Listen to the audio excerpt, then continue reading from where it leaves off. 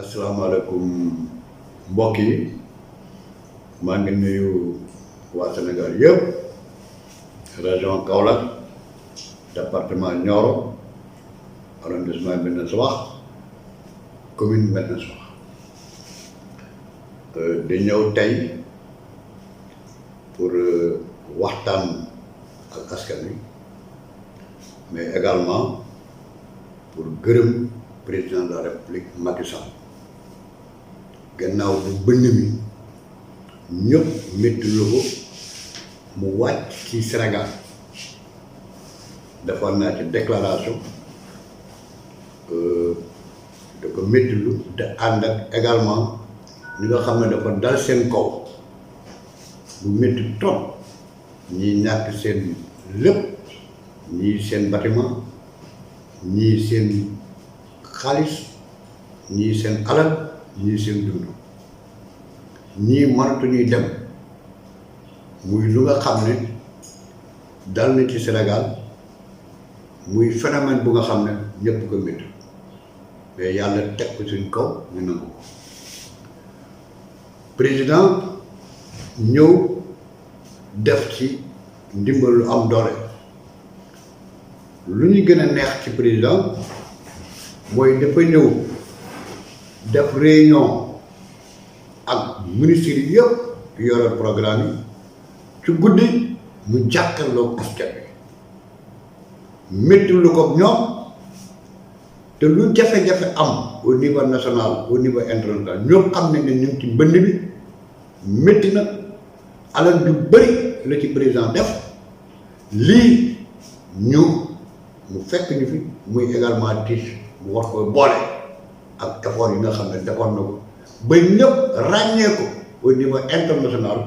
ñu ne ci ñuy raw ci xeex bi Sénégal mooy deuxième mooy lu nga xam ne ñu war koy rafetlu ñun Sénégal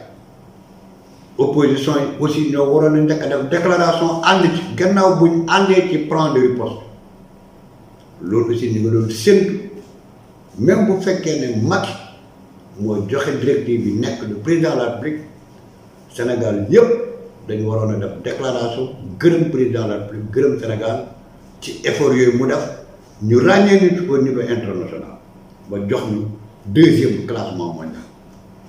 ñu ngi defar le président loolu di gërëm président mbënn mi bu mu ñëwee président dafa génne fukki milliards ne ñett ñi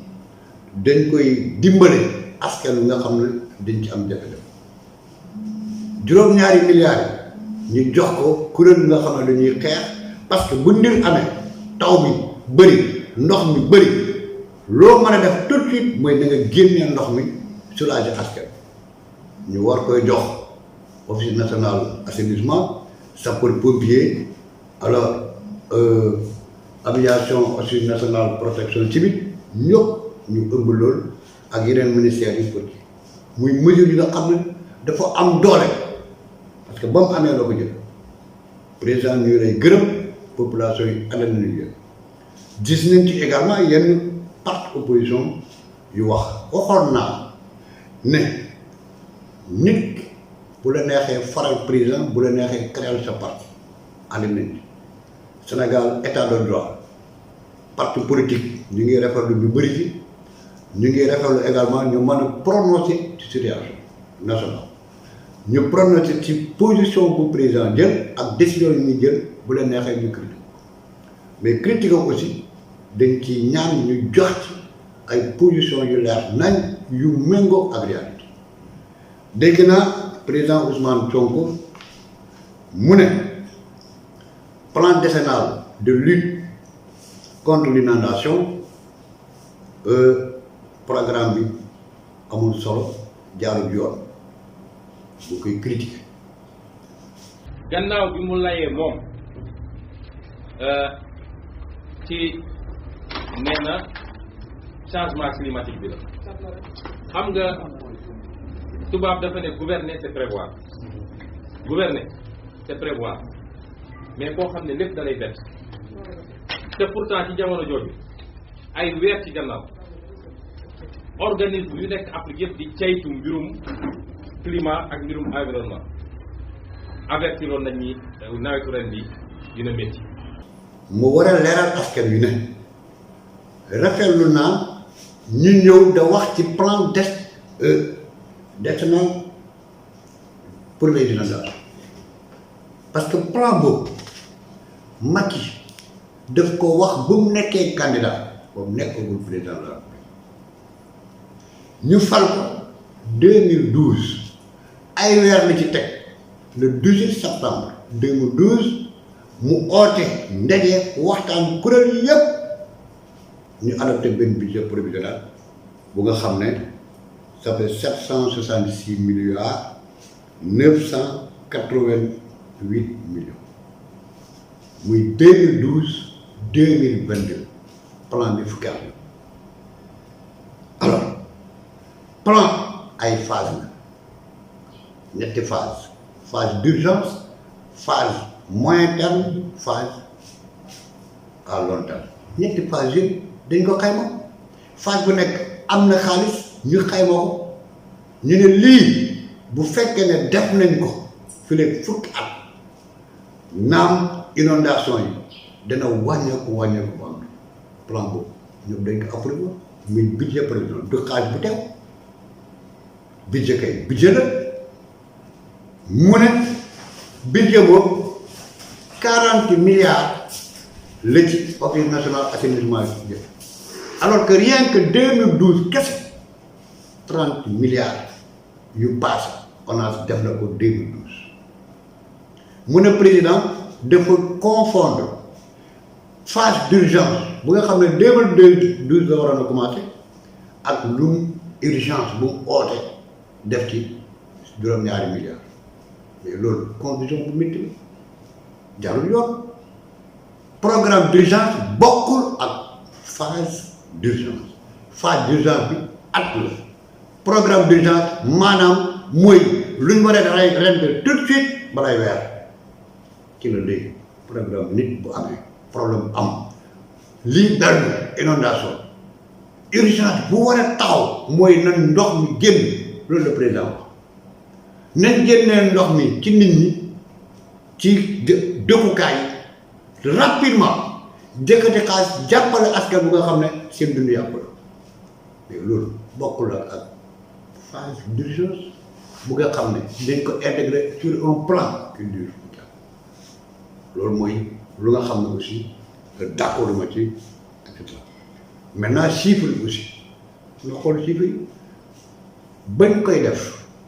Ousmane Sonko cadre la ministère des finances plan bi ñëpp xam ne ñaata la moom booba mu ngi doon liggéey ministère des finances te l'économie des finances donc amul lenn luñ ci nëbb war na xam chiffres yi ndegam ñeneen ñoo ko xam sekantum ak ay cadres yi nga xam ne ñu ko doon liggéey ministère de l'économie des finances war nay wax exactement plan bi lii lañ ko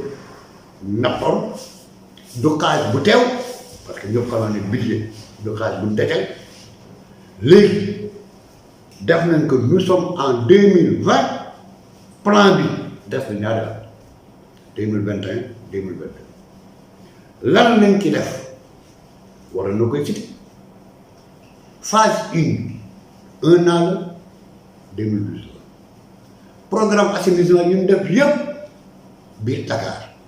biir Diamniadio biir Pikine biir Rufisque partout au Sénégal ak pompe ay stationnement yi pompe yi ñu def bassin de kii yi ñu def yëpp lim nañ ko te war nay xam ni lii la mun a ONAS 40 milliards rek la dépensé depuis 9 ans mais bu ne 40 milliards ne lim yan infrastructure ak yan liggéey la ONAS def ñu xayma ko bu totalisé 40 milliards wax naa ne rien que 2012 ONAS dépassé na plus de 30 milliards pour un an diggante 2012 ak léegi waaye même ku dëkk Sénégal ak ku dëkkul war nay xam ne lépp ONAS def depuis 2012 ba 2020 xanaa boo génnee 30 milliards yi 2012 yi xanaa quand même passé na 10 milliards nag donc loolu aussi rafetlu ma ko dama bëgg boo nekkee opposant nañ te joxante cër bu programme amee lii muy critiquer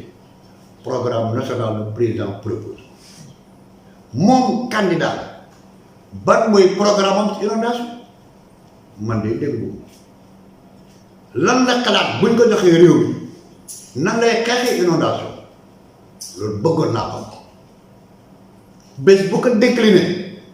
ñun en tant que cadre ànd ak président bu boobaa ñun dañ toog faram pàccee ko seen ndax jaar na yoon bu jaarul yoon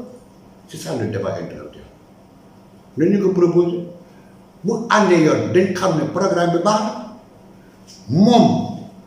waxul mukk ne programme bii sur les inondations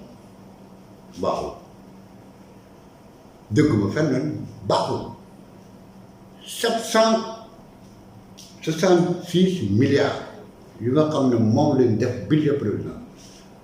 est-ce que buñ ko réaliser intégralement ndax dana régler